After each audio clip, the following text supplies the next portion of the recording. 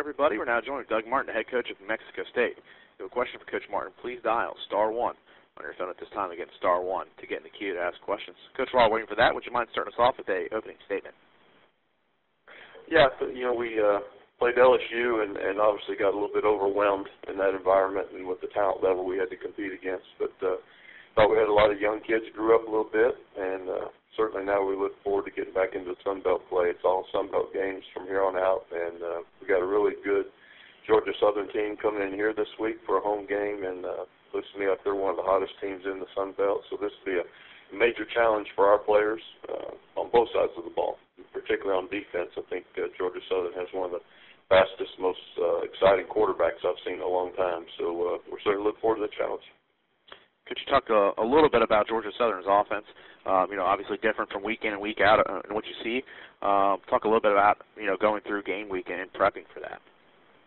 Yeah, the advantage for us is that this is the third game out of 5 that we've played this style of offense. The University of New Mexico runs almost the identical offense, some different variations, but very similar. So that's going to help us prepare. I think the hardest part about preparing, though, is the speed that Georgia Southern brings to it. As I mentioned, the quarterback is really, just a fantastic football player. He's fun to watch. And I think they've got a great running back in the backfield also.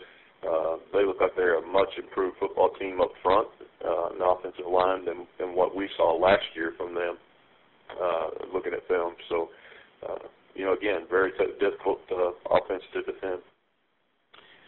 Coach, in the opening statement, you talked a little bit about the team growing up, but, it seems like that in that first quarter you're able to take away some positives in terms of your defensively in order to get some turnovers there to start the game.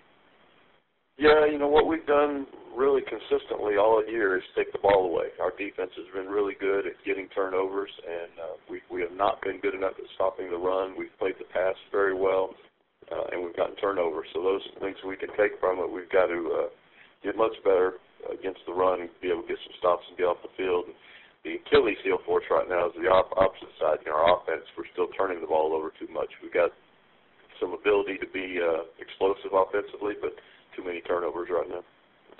You talked about that ability to be explosive, and you talked a little bit about the turnovers. Is that just, a little bit of mental mistakes here and there, just wrong reads, or what's kind of the thought process on that?